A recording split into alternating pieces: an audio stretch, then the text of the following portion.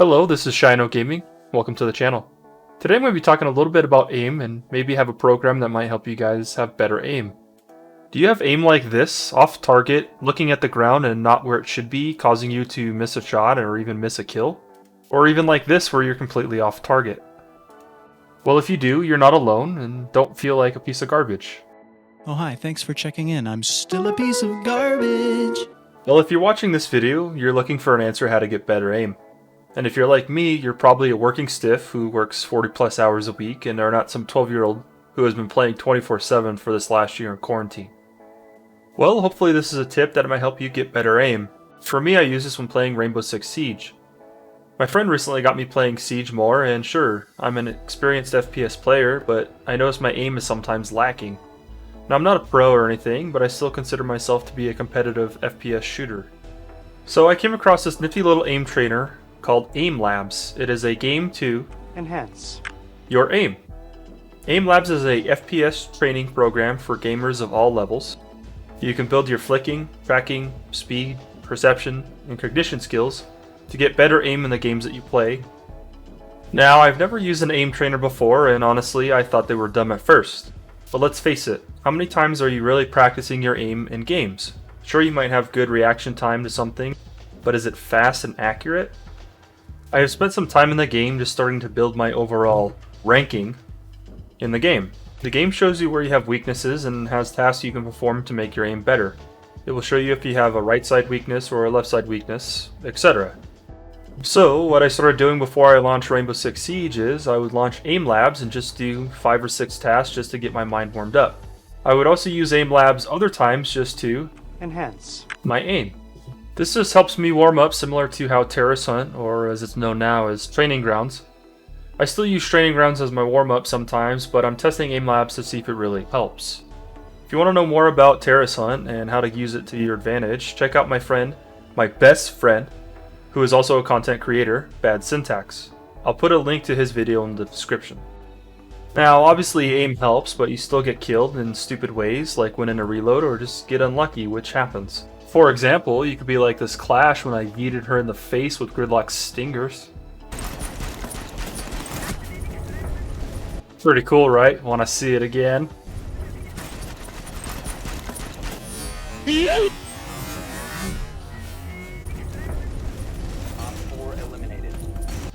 That's right, Clash, you suck, you're a horrible operator, everyone hates playing against you and hates playing as you, so yeah, there you go, you suck.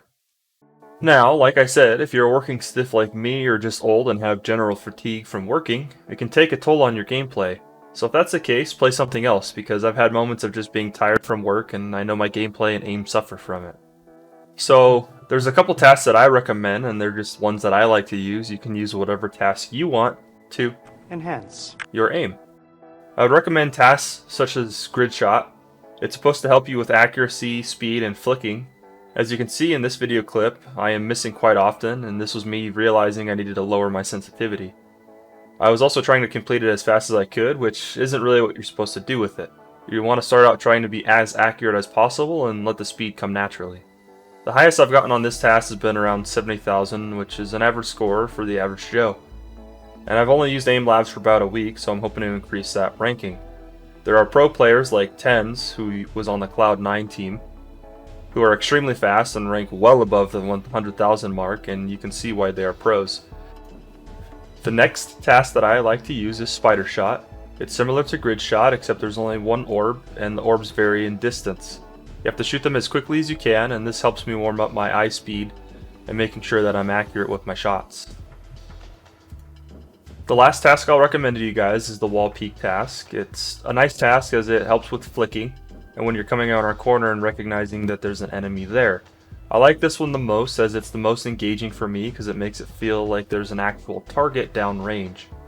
Make sure that whatever game you're trying to enhance for, that you're going under the trainings tab and going to the settings. Here you can change the game that you want to have the settings match so that your aim will match with the game that you're trying to play. Make sure your sensitivity and everything is the exact same, as it will help you better for that game. One thing I want to address is too many times I'm seeing new players, or veteran players for that matter, aiming low or lower than they should be. Things to remember is to aim higher, about head height, or split the difference between where a crouch and a head would be. So make sure that instead of aiming lower, you're aiming higher, or about head height for where a person's head would be. So here's an example. In this clip, you'll see me holding my crosshair, or my line of sights, higher, about head height, and you'll see this Mira come walking into the line of sight, and I'll get a headshot. So instead of coming into a room, looking down, and then having to adjust up to aim at the person's head, just make sure you already have your crosshair or your line of sight at the head level, and you're able to get a headshot or the shot off a lot sooner. One thing to remember is when you're engaged in a gunfight with somebody and you're standing, and then you engage that person, and then you run for cover, it's not a bad idea to come out as crouched, because what's going to do is it's going to lower your head level, and they'll be shooting at head level, usually, or most players will be, and then you'll be at a different level. It's a good idea to change that level because it'll throw that person off. One thing you should never do is go prone after engaging somebody while standing, as you'll make a lot of noise. It can throw your aim off, and a lot of the pro players are usually good at getting that headshot off on the person right away. That's usually what noobs do. Sometimes it comes down to bad positioning. If you feel that you're having the best angle or the best peek, sometimes it might not be, and if you get killed right away the moment someone enters a room, doesn't mean you have bad aim or that you're not a good player. Sometimes it's just that you have bad positioning, and that happens. Now, is Aim Labs really helping my aim? Maybe, maybe not. I'm just looking to enhance, my aim, or at least get better at flicking. Now, if you guys use Aim Labs or want to use Aim Labs, let me know how it works out for you guys and if it's improving your aim. I'd love to hear from you guys, so put it in the comments. Please like and subscribe, and I'll see you guys next time. Oh yeah, and did I show you Clash getting yeeted in the face?